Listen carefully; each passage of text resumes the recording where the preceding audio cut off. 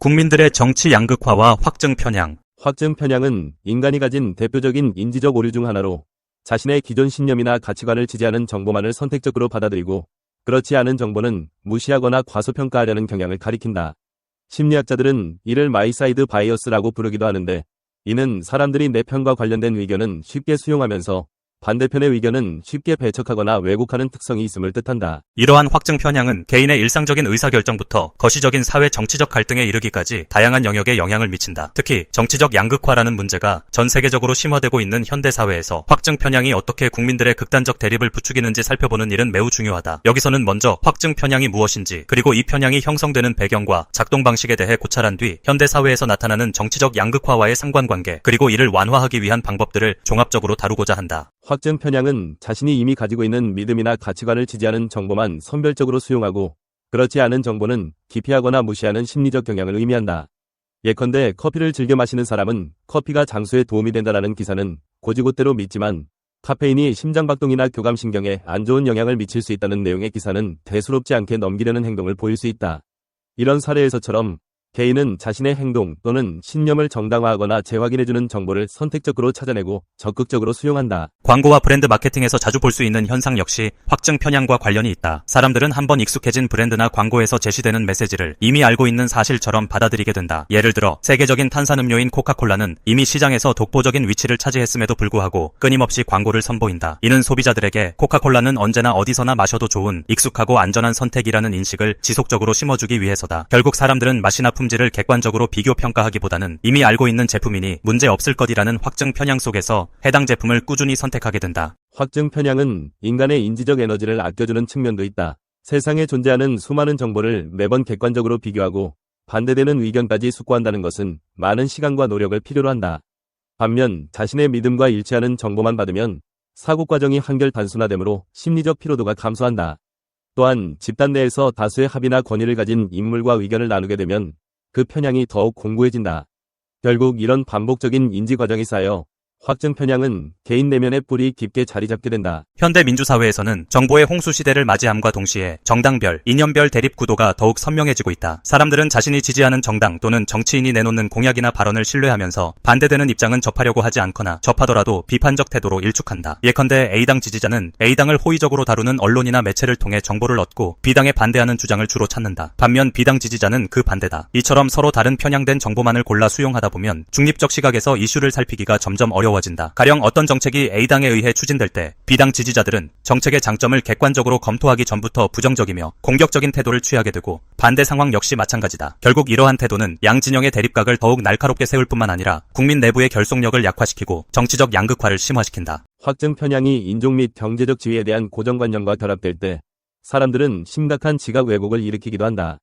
한 실험에서 연구자들은 뉴욕 지하철역에서 사진 한 장을 찍었고 이 사진 속에는 흑인과 백인이 각각 서로 다른 옷차림을 하고 등장했다. 그러나 무장 강도가 사실 백인이었음에도 중산층 백인들은 설문지에 흑인이 칼로 위협하고 있고 백인이 돈을 건네고 있다 라고 기재했다. 이처럼 강력하게 자리 잡은 선입견은 우리가 실제로 본 장면조차 뒤바꿔 인식하게 만들 정도로 파괴적이다. 정치적 영역에서도 마찬가지다. 예를 들면 보수 정당 지지자는 전통적 가치만 고집한다. 진보 정당 지지자는 경제 발전에 무지하다. 이렇게 특정 이념적 스테레오타입이 확증 편향으로 인해 고착화되면 상대편의 주장 속에 분명히 합리적 요소가 있더라도 이를 결코 인정하지 않게 된다. 과거에는 신문, 텔레비전 등이 주된 정보 출처였으나 최근에는 인터넷 및 소셜미디어가 개인 맞춤형 정보 제공 기능을 통해 확증 편향을 더욱 가속화하고 있다. 온라인 플랫폼들은 사용자가 자주 보는 콘텐츠나 좋아요를 누른 게시물의 성격에 맞추어 추천 알고리즘을 조정한다. 그 결과 사용자는 점점 자신의 성향에 부합하는 정보만 노출되고 다른 견해나 이견을 접할 기회가 급격히 줄어든다. 비슷한 생각을 가진 사람들끼리 모여 자신들의 의견을 반복적으로 확인하고 강화하는 온라인 커뮤니티나 SNS 공간을 말한다. 이곳에서는 반대 의견에 대한 비판이 매우 거칠고 때로는 혐오 발언까지 나오기도 한다. 이는 정치적 양극화가 가속화되는 가장 대표적인 환경 중 하나다. 확증 편향은 서로 다른 정치적 견해를 가진 집단 간의 이해와 대화를 어렵게 만든다. 이는 내가 보기에 옳은 것은 반드시 진리이며 반대 의견은 틀렸다 라는 사고방식을 강화하기 때문이다. 결과적으로는 상대 진영의 관점이나 요구를 왜곡해서 받아들이고 그러한 왜곡된 이미지를 토대로 비판과 갈등이 누적된다. 정치적 과정에서 타협과 협치는 매우 중요하다. 그러나 확증 편향에 빠진 사람들은 자신들의 정당, 정치인이 제시하는 해결책만이 옳다고 믿기 쉽다. 또한 상대편이 제안하는 모든 정책은 무조건 나쁜 나쁘다 라는 식의 극단적 이분법으로 치우치기 쉽다. 그러다 보면 사회적 합의를 이끌어야 할 의회나 정부 기관이 제대로 기능하지 못하고 정책 결정이 지연되거나 왜곡될 수 있다. 정치적 대립이 계속해서 격화되면 국민들은 피로감을 느끼거나 혐오감을 갖게 된다. 문제는 그러한 혐오가 건전한 정치 참여로 이어지기보다는 더욱 선명한 이념적 정당적 구분과 특정 집단에 대한 극단적 증오로 치닫기 쉽다는 점이다. 이는 폭력적 언어 사용이나 물리적 충돌, 심하면 테러나 극단주의 운동으로도 번질 수 있는 위험성을 내포하고 있다. 확증 편향을 극복하기 위해서는 먼저 내가 현재 어떤 믿음을 갖고 있고 그 믿음을 지지하는 정보만 선택적으로 보고 있지는 않은지를 자각하려는 노력이 필요하다. 정보의 홍수 속에서 더 다양한 견해를 접하는 것은 쉽지 않지만 최소한 자신과 반대되는 관점을 가진 사람들의 주장을 읽고 숙고해보는 시간이 필요하다. SNS나 인터넷 포털 알고리즘은 사용자의 취향을 분석해 유사한 취향의 콘텐츠만을 추천하므로 의식적으로 폭넓은 출처를 활용하려는 노력이 중요하다. 예를 들어 A당 지지자라 하더라도 B당의 우호적인 언론 또는 해외 언론, 국제기구 보고서 등을 찾아 살펴보는 습관을 들일 수 있다.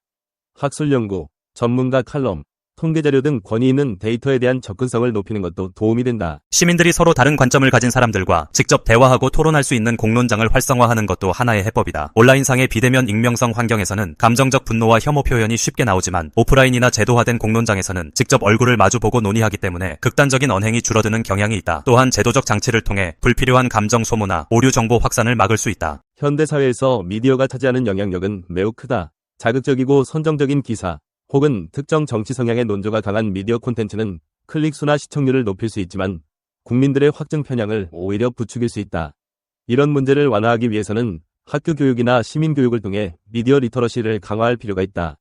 가짜뉴스를 분별하고 서로 다른 출처의 정보를 비교 분석하며 특정 미디어가 제시하는 시각에 비판적 거리를 두는 훈련이 필수적이다. 양극화를 구조적으로 완화하기 위해서는 정치제도, 선거제도를 개선하는 노력도 필요하다. 예컨대 특정 정당만이 유리한 제도가 지속되면 시민들은 자신이 지지하는 정당이 아예 승산이 없다거나 이기기만 하면 된다 라는 식의 양단 논리에 빠지게 된다. 이는 현실 정치를 흑백 논리로 바라보게 하고 극단적 갈등만을 부추긴다. 따라서 더 비례적인 선거제도, 다양한 군소정당이나 시민단체가 참여할 수 있는 구조, 지역구도 완화 등을 통해 정치적 대표성을 높이는 것이 중요하다. 확증 편향은 인간이 가진 보편적인 심리적 경향이며 이를 완전히 제거하기는 사실상 불가능하다. 하지만 우리가 이 편향의 존재를 인식하고 이를 극복하기 위한 노력을 기울인다면 개인 간, 집단 간, 나아가 사회 전체적으로 발생하는 불필요한 갈등과 양극화를 완화할 수 있다.